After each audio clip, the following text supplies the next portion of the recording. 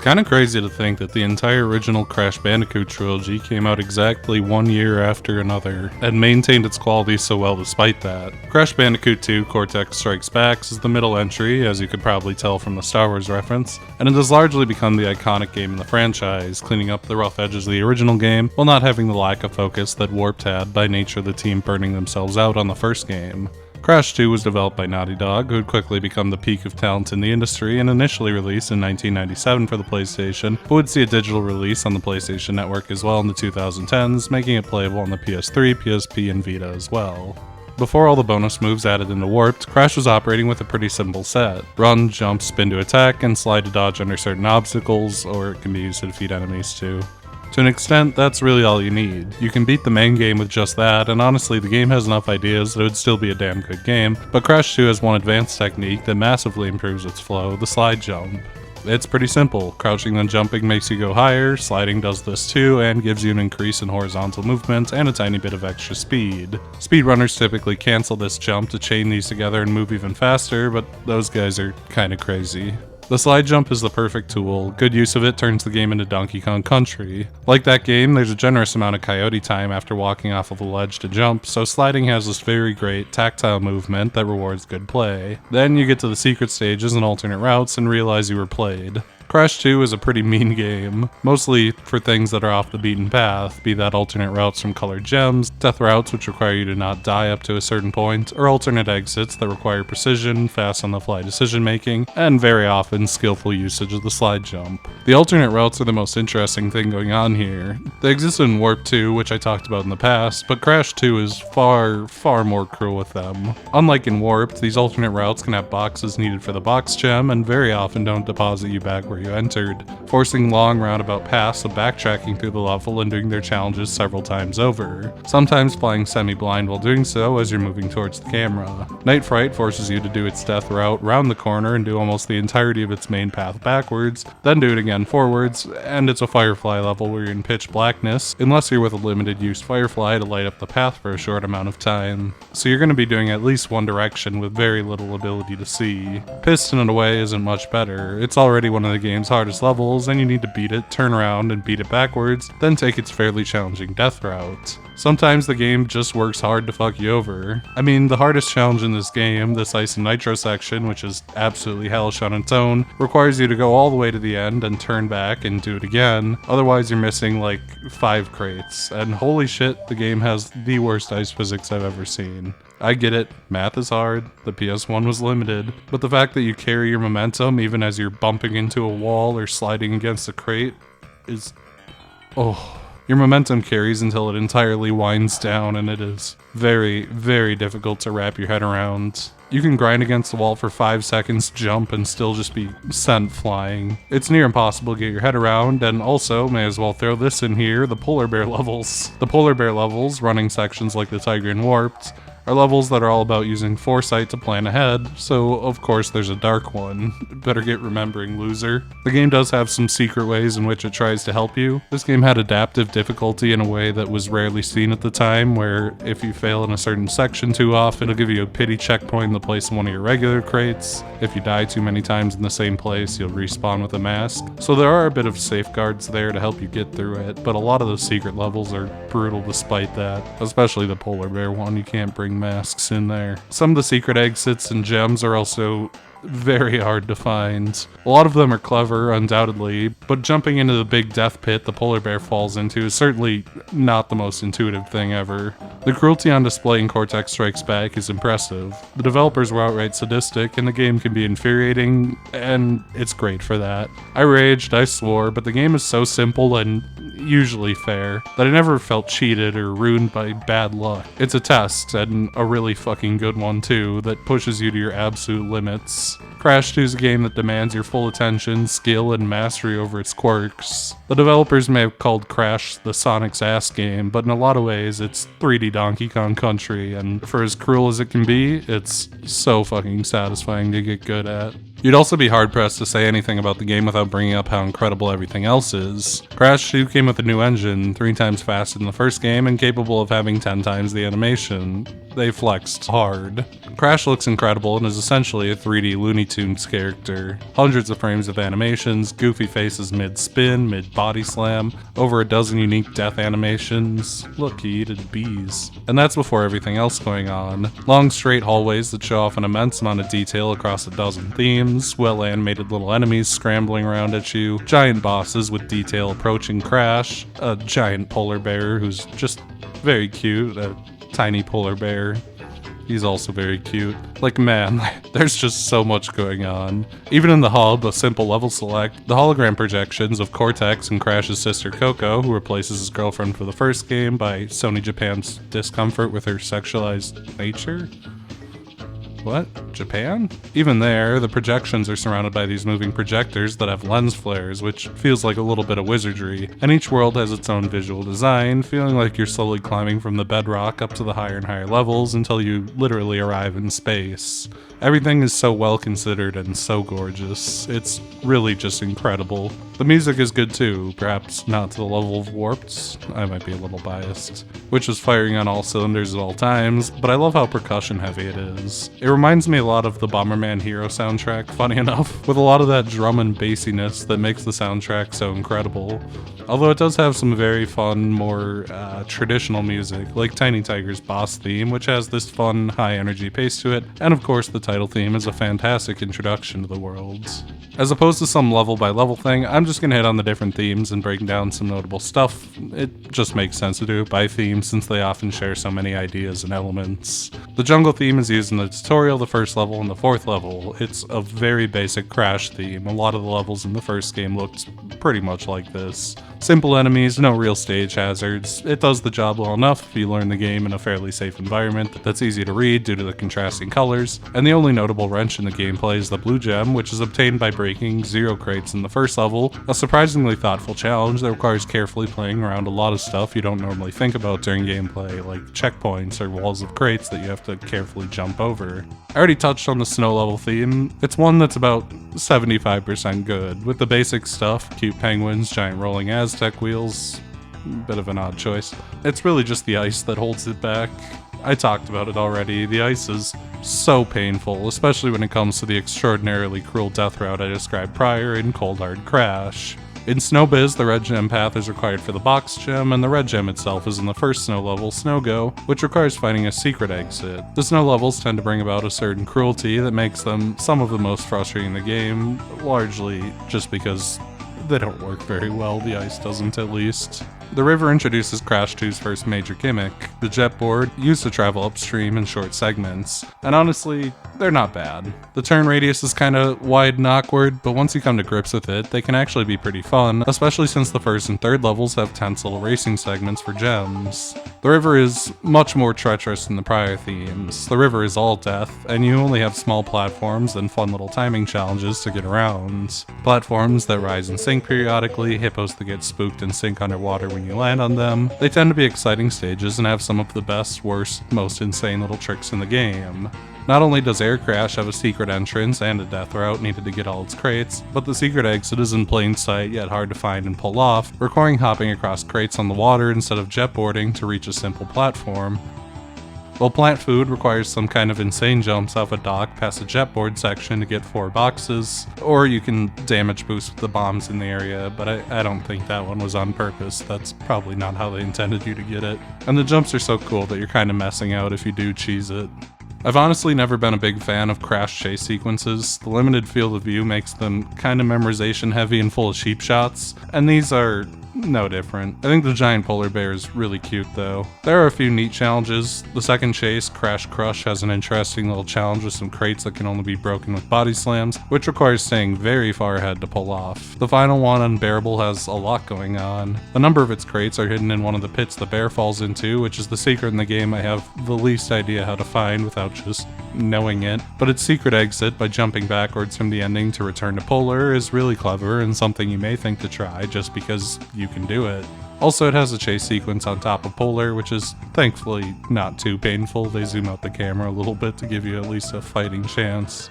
The polar levels are mostly fine in their own right. I mean, they're much less chaotic than the similar Tiger levels from Warped, with much more limited and readable obstacles. The ice block guys switch when you get close, either requiring a jump or a not jump, except for the one that doesn't do that. Kind of a mean trick. The whales alternate positions, so you jump at the one you last saw, and that's about it. Going for crates is usually a bit painful. There's a lot of memorization there, and some of them are kind of hidden behind obstacles and you can only see them after the fact. So there's going to be a lot of dying and redoing the same sections over and over again. But outside of the dark one, these are never too terrible. The night one is a bit of a brutal mess of memorization. The limited field of view just makes it kind of hard to judge what's coming up in a gameplay style that's all about judging what's coming up. I don't know if that one was too good of an idea. The sewers might be my favorite level theme. The electric eels that force you to time wades through the water, make precise jumps on tiny platforms, offer a fun bit of choice in getting around, and the narrow hallways and hanging sections are pretty damn good too. I think the hanging sections in Warped in the desert theme were a little stronger, maybe just because there was more of them and there's kind of only the one level here that has them, but they do offer a neat little twist on the gameplay. The secret path to the green gem in the first sewer level is pretty damn good too. The clipping through the wall looks a little janky and weird, and maybe could have done with like a little hologram projector on the other side. I mean, they already had one made for the cutscenes. But I love that there's this big room of nitro crates for seemingly no reason that instantly makes you suspicious of it, while the third stage has a really slick hanging section for a secret area. They're just really damn good levels with well-designed challenges that are only held back by a moderately plain setting. The runes are a nice challenge too. Outside of the river, they're probably the most treacherous stages pit-wise, full of falling platforms, fire-breathing statues, platforms that wobble back and forth, which is a little janky. You don't exactly stick to them, you kind of slide off of them and have to fight them the whole time. And also there's log-throwing gorillas like Donkey Kong. I kind of hate them. They're like really awkwardly spaced out and timed, but once you learn that you can just spin the logs, you can kind of just spam the spin button and get through them without an issue. It's really just about finding the timing, and they are limited to the death route in the first level. The theming is nice. I like the night atmosphere, especially the second level, which has the stormy weather thing going on. That's a type of level theme I always appreciate. And since they're fairly spread out, it feels nice to revisit the theme later, as most of these are kind of clustered together, like the forest theme that I talked about before. The jungle theme is kind of all just in the first world. I love the appearance of the alpine levels. The frosty mountain thing always gets me, the cozy autumnal colors, the oranges and browns and mushrooms, but the gimmicks are just weird in good and bad ways. The bees chasing you feel kind of vague. There's an odd timing to getting rid of them where you're often going to have to spin them, but judging when you spin feels kind of awkward. But I like the way that they force you to route spins into your normal platforming play, or to pause for electric barriers and time a hit on the bee and then get past the electric barrier when it goes down. I really like playing around them, but they often manage to throw me off just enough to also irritate me. The bomb spinning plants are kind of the same. The idea isn't hard, you just jump away, but when so much else is going on, they do get kind of stressful, especially when bees are also involved. The digging mechanic, I have a guess as to why it's here. Someone made an impressive texture warping effect, and by God, it was gonna get used. It's kind of an anti-challenge. You can just hide underground from almost anything, sans the hammer guys. It's a really neat trick and a fun power-up, but it does feel like a superfluous addition that was kind of just there as a little flex on the tech. Both of the Alpine levels have crazy secret exits. You know, all these secret exits, it kind of makes it feel like a 3D version of Super Mario World. That's not a criticism or anything, that was just like something that came to mind. The first requires you to kill a specific plant to stand on its platform, which is something you have virtually no reason to do, which feels really weird, while the other is hidden on top of a staircase of fake nitro crates. Since these don't hop and bounce, they give themselves away a little bit, but it's subtle enough that if you aren't thinking about it and just going around chasing boxes, it's one of those things that you'd only really find in a second pass while you're secret hunting. And honestly, I kind of love it. Like, it's difficult to see your first time, but it's not like the polar bear pit where it's just a blind leap of faith. It's one of those secrets that kind of reinvigorated my desire to go hunting for more, unlike some of the others, because it has a tell, but it's a little subtle unless you are specifically there just focusing in on them. The space levels more like the Cortex factory levels, are kinda hard to judge, as both are part of the final world. They're meant to be brutal endgame challenges without much regard to gimmicks. There are some things that could be vaguely called gimmicks, the little tentacle enemies that switch between needing to be slid into or needing to be jumped on, which is always stressful, and pistons that either serve as rising or falling platforms, or falling and rising death. But the main goal is to just make you kinda mad. Piston It Away is the meanest level, as I spoke on before, requiring so much work before you even reach the death path with some very nasty tricks, like needing to preserve an enemy to go back, and the final level in the game, Spaced Out, has the all gems path, requiring all 5 gems for a final challenge, a fairly tough set of 5 platforming gauntlets. The stages are really solid finales to the game and very strong challenges. I hate and love them in equal measure. One final gimmick stage type, the jetpack. It's kind of incredible how bizarre it feels. Inverted flight controls are one thing a lot of the games, especially at the time, had them. Up goes down, down goes up. Sure, fine. But then X goes forward and circle goes backwards, and you need to carefully place yourself in a 3D space to hit boxes and enemies. It feels so weird, like you need to think about every millisecond of gameplay like you're doing long calculus or something. And at only 2 stages, you never really get a good time to get used to them. You kinda just grin and bear it and try your best to find every crate on your first pass. The last stage type is the night jungles. They're mean, force you to think fast, which can be fun, and the second one is incredibly brutal, as I outlined before. Turning off the lights is rarely a fun challenge, as it just limits you to memorizing chunks of the stage, but there's a tolerable amount of them at only 2, and one of those is a brutal secret stage, so it being unfair and annoying is kind of par for the course. As for the bosses, they kinda got the crash problem. You rarely get to be aggressive. You dodge attack cycles, then you attack once, then you repeat. Some are better, some are worse, and you kinda just let them roll over you.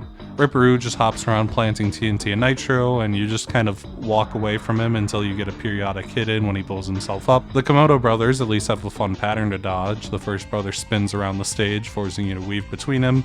The other throws swords, so you can never really pause and take a break. It works well, and slapping one into the other is exciting.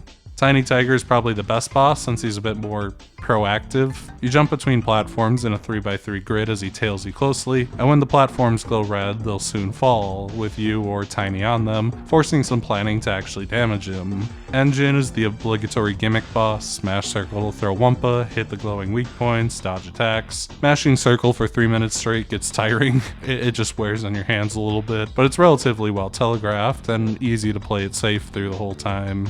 The final boss, Cortex, is comically easy, like far and away the easiest boss in the game, and maybe one of the easiest bosses I've seen in video games. It brings back the jetpack, but as the entire thing takes place on a linear track, there's no overthinking movement. Hold X, catch up to Cortex, spin, and do it 3 times. It can be realistically plowed through in a half minute, and that's it. If you have all the gems gathered by collecting all the boxes in each stage, taking alternate routes, and getting through the secret levels, Embryo, a villain from the first game, joins Crash and Coco in destroying Cortex spaceship, directly leading to Crash Warped, and that's all there is. It's not a particularly long game, it's a game of its era, but it's a really solid collection of levels.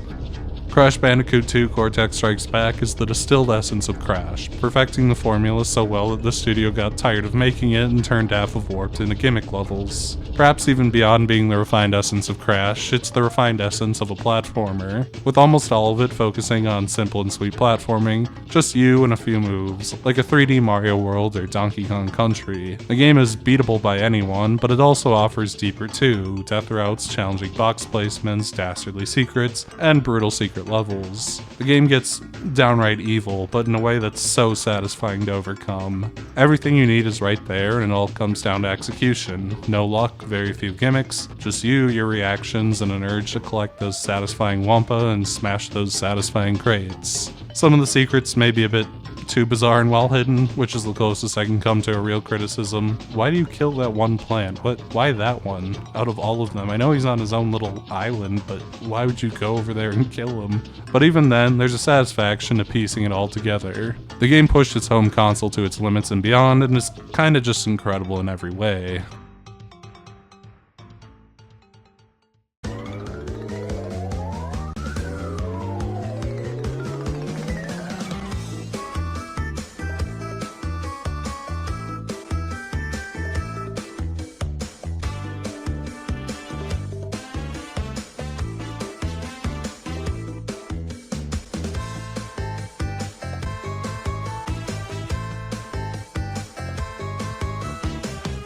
I've already spoken on the Crash remake, so no real surprises here. Developed by Vicarious Visions, the ground-up remakes of the original trilogy, compiled in the Crash Bandicoot and Sane Trilogy, came after 8 years of Crash absence, and for their good work on the remake and the Tony Hawk 1 and 2 remakes, Vicarious Visions got tossed in the Call of Duty mines. Thanks a lot, Activision. Initially released exclusively for the PS4 in 2017, the remake would also make its way to Xbox One, Switch, and PC the next year, which has made it extremely accessible beyond anything else. Crash Bandicoot 2 has the least new stuff. Both the original game and Warped got DLC levels, but 2 really didn't have the space for it. The original game got a cut level brought back to life, Warped got a proof of concept for more Crash, 2 really didn't need it. It was already so tightly designed that there was really nowhere to go. Analog movement feels great, the 8-way movement was never a problem in Crash 2. It was very linear and designed around it, but it always feels nice to have that much additional control, and the smoothness of the game, running cleanly and at a higher, more consistent frame rate is nice too. The other notable changes are fairly small. The time trials from Warped are backported to 2. I've never really liked the Crash-style time trials, as the routing involved in the timer crates is less satisfying to me than raw skill-based timing, and I think backporting the sprint power-up as a bonus for beating the game is odd too. Crash 2 had really satisfying movement, and the ability just facilitates the Sapphire rankings for the trials, but if you just built it around what Crash 2 already had, it would have just... Mwah. And I think that you don't need the dash except for to get the Sapphires, so you still can get some extent of the time trials done using just the base Crash 2 moveset, but it does feel like they kind of chickened out of just leaning into that. Bosses can be rematched if you want for whatever reason, which they couldn't originally. Box counts are changed here and there to facilitate minor tweaks to just make things a little more fair, or otherwise, I think there's like 1 or 2 places that you could get stuck before and have to kill yourself that they fixed. But largely, levels are basically 1-to-1. I do love the change from 10 bounces on multi-bounce crates to 5. It's a much easier number to count to in a short rhythm, 1, 2, 3, 4, 5, rather than going to 10 in a few cases where you need to be moving across these boxes quickly and carefully, and only adds to the remake's snappier pace.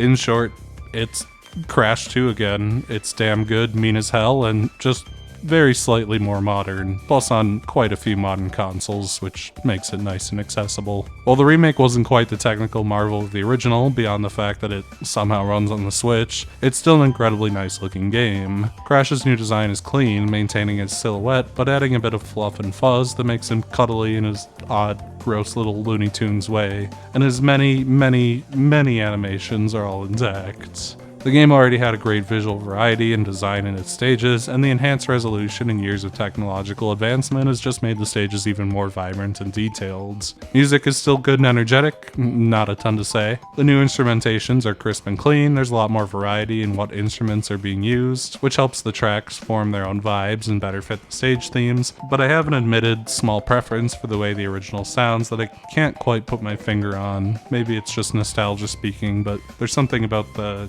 kind of tinny digital PS1 sound that attracts me. Like the initial release, the Sane Trilogy remake of Crash 2 is a damn near perfect game. Wickedly mean, wickedly fun, but with its edges softened just a tiny bit.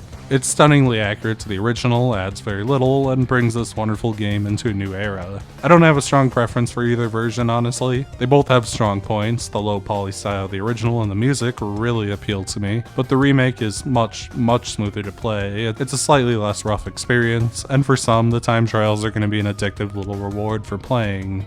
I love and hate Crash 2 to death. I think that it and its remake in equal parts are mean, cruel, and a little bit awkward, but at the same time they are brilliantly fun, fast-paced, and just gorgeous to look at. Indecisive as a conclusion, perhaps, but honestly, I would just play both. I think it's a game fun enough to play twice, and the fact that you can do it twice in a slightly different way, just perfect.